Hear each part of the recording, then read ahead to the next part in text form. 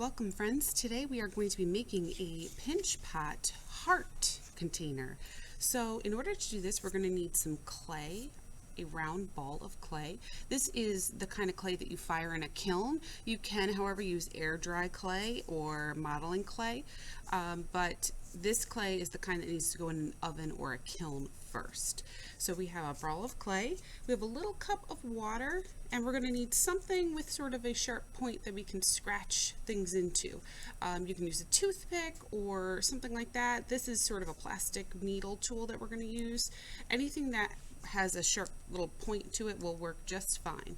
So the first step to making our pinch pot heart container is to take our ball of clay and make sure that it is round. So if you don't have a round ball of clay, you're going to want to roll it between the two palms of your hands like this, or you're going to want to roll it onto the paper like this.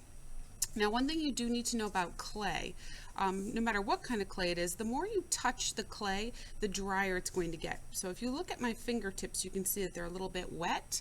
That's because the moisture, the wetness from here is soaking into my skin and slowly drying out when I do that. So the more I touch it, the more it's actually drying the clay out. So we don't want to over touch it unless we're actually building and doing something with it.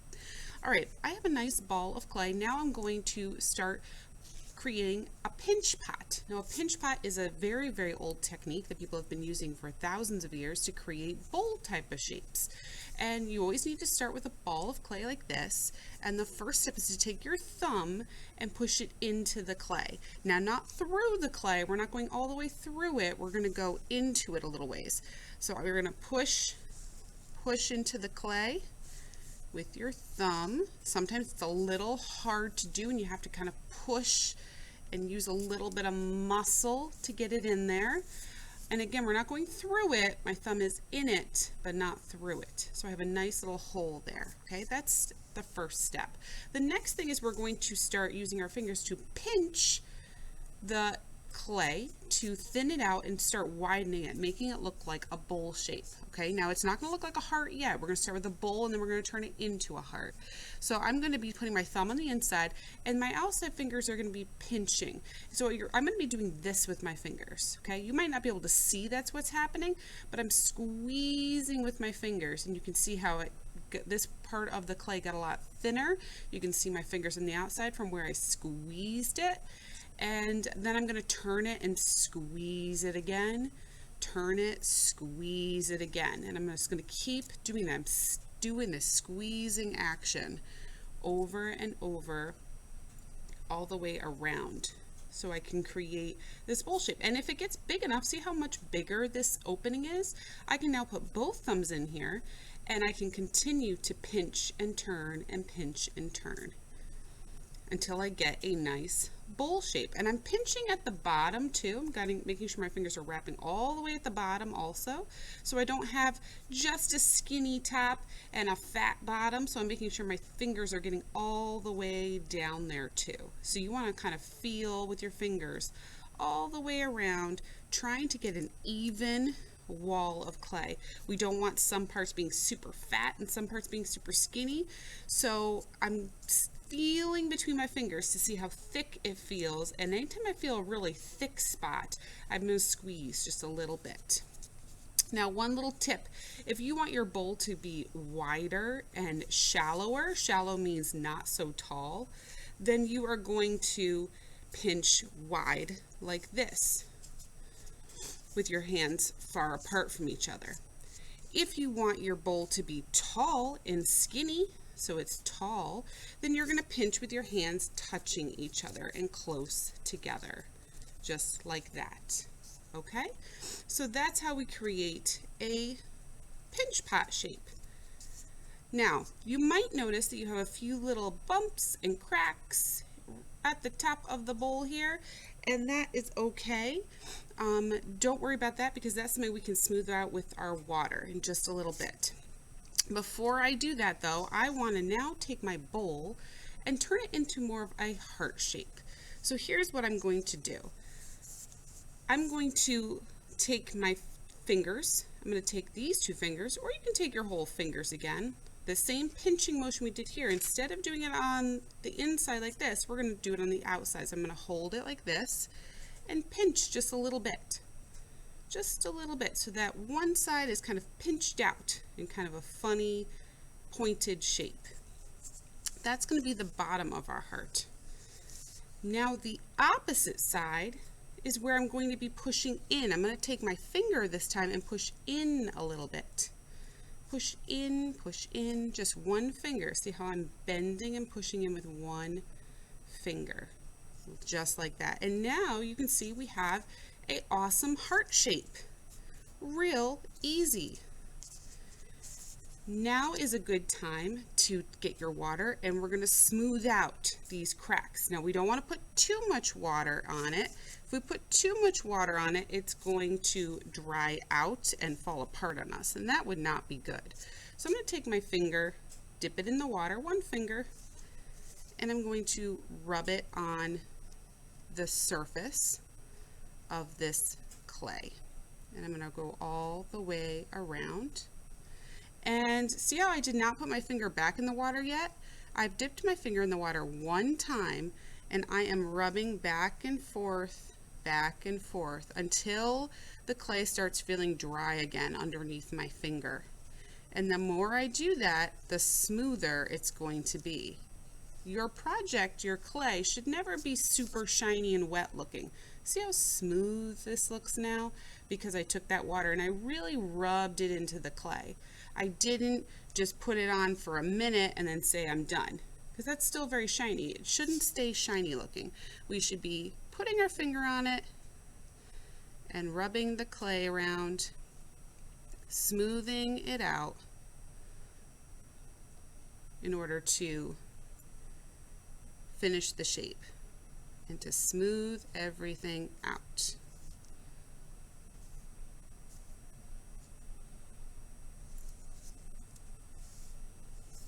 All right, and there you have your awesome, adorable pinch pot bowl, and it is ready to paint. But if you would like to, you could also take your little pick and you could draw some designs on it before we put it in the kiln and get it ready to bake, or fire is what we call it. So if I wanted to, I could draw some designs on the rim of my bowl, but I just spent time smoothing it out, so I don't think I'm going to do that. But I could draw some shapes on the side, maybe some circle shapes if I wanted to, all the way around. I could draw a little design at the bottom of my container. Maybe I even want to draw a little face, so maybe I want to do 2 circles for eyes, a little dot in between for the pupil, and then maybe I want to do like a little smiley face.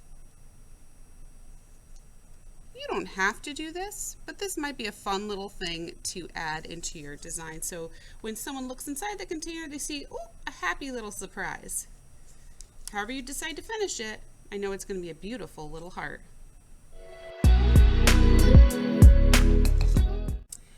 Hello everyone.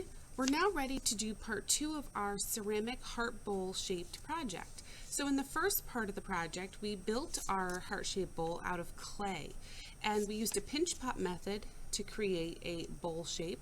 Then we took our fingers and pinched in different parts to help create this heart shape.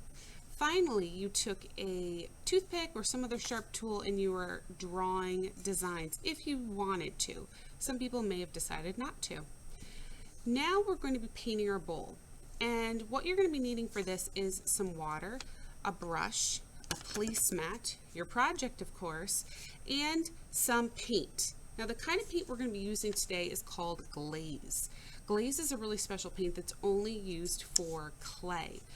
The reason is that the paint does not become permanent until it gets put in the kiln, which is the oven for clay, and gets fired, which means baking.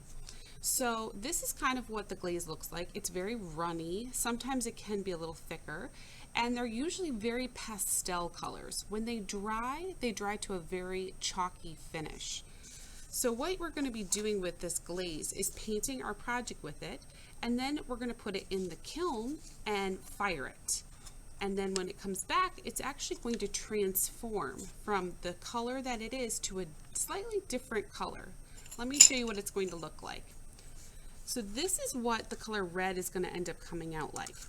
So it looks like sort of a pastel pink color right now, but when it comes out of the kiln, it's going to change to a really vibrant bright red, and it's going to become shiny and smooth instead of dry and chalky like this paint is.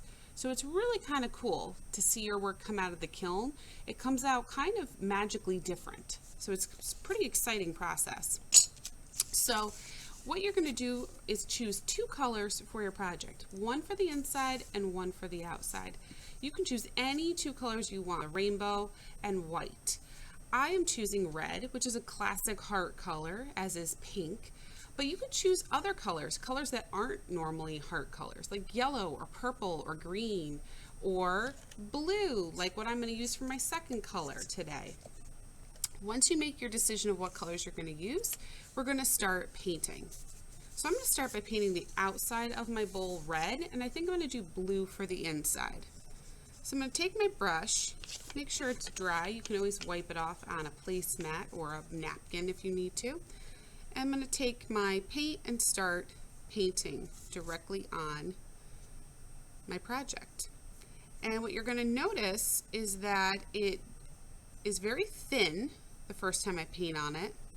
You can really see through it to the clay underneath.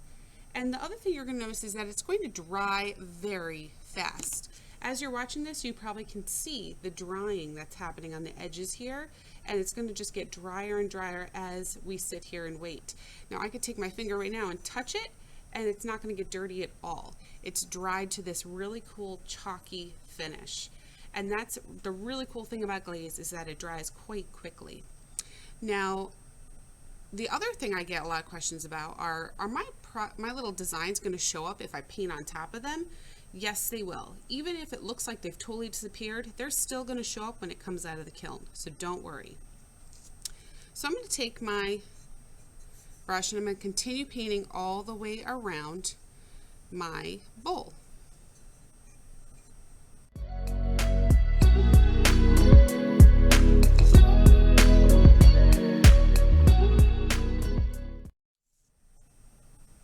Okay, I've completed painting my bowl all the way around one time. Now you can see where I started, it's already completely dry, and where I last ended is still a little bit wet. Now you'll also notice the one thing I did not paint is the very bottom. There's a reason for that. When glaze gets in the kiln and starts heating up, it becomes very sort of hot and sticky and melty. And then when it cools down, it hardens in place and becomes this really nice, shiny, firm glass-like surface. So the reason why we don't paint anything on the bottom is we don't want it to melt and then harden and get stuck to the kiln shelf. Otherwise, it'll be hard to get your project back off. So try really hard not to leave any glaze here. Now, if you get a little spot or something like that, not a big deal. It's okay. You can also always wash off this easily if you made a mistake. We can take a paper towel and wash it right off. Now, before I continue to do my next color inside, I have to actually paint this again because glaze is so very thin of a paint color. If I only glaze it one time and then put it in the kiln, it's not going to come out very bright and shiny like this. You actually have to paint 3 times or 3 coats of red. So let me show you what it could look like. This is a little tile that I made to show you what it looks like if you use 1 coat, 2 coats, or 3 coats of your glaze. And you can see that the more coats you use, the shinier it gets, and the smoother, and the brighter. So this one is quite rough and very see-through and not very bright red, and that's just with 1 coat. 2 coats, it's starting to get there. But 3 coats is what really makes it smooth and shiny and red and beautiful. So that's why we want to paint our projects 3 times with whatever color we use. So I already painted once. Now I'm going to dip it back into the red and I'm going to paint it again. Every time you paint another coat, the drying time takes a little bit longer. That means it doesn't dry as fast.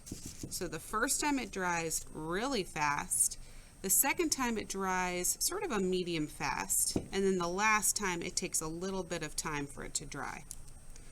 But I'm doing 3 coats of each color, and I'm doing them one at a time so I can concentrate and make sure I'm doing enough of each one.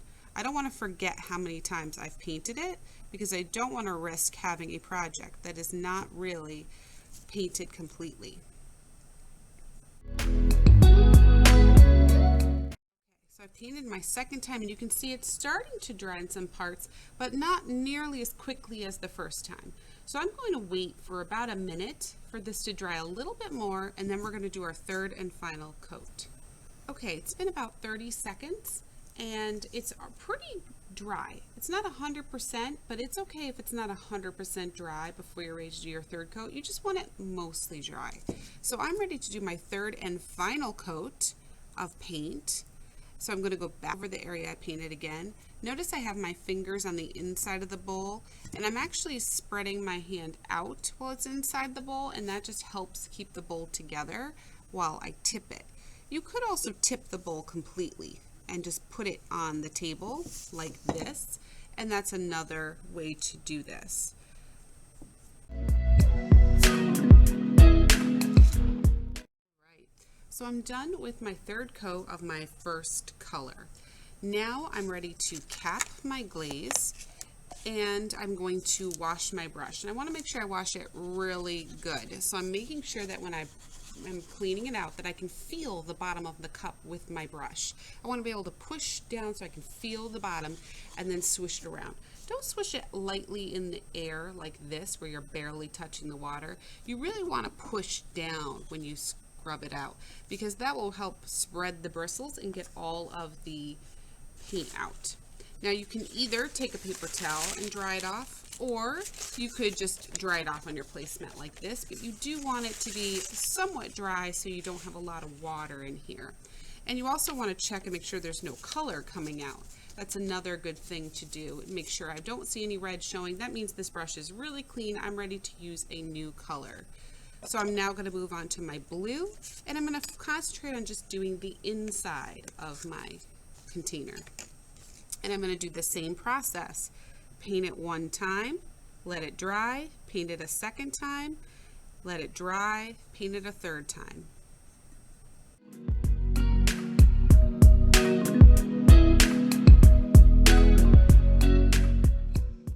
One thing you're going to notice is sometimes I brush with brush strokes with my brush, and sometimes I actually jab with my brush and poke at the project. And I do that in order to get into the little cracks and crevices. Sometimes you have to turn and tip to see if you can see any parts you may have missed. So don't just rely on having it sitting there. Get your hand on it when it's not super dirty, and you can kind of flip it around so you can see all the different parts. You don't want to miss anything. All right, let's do coat 2.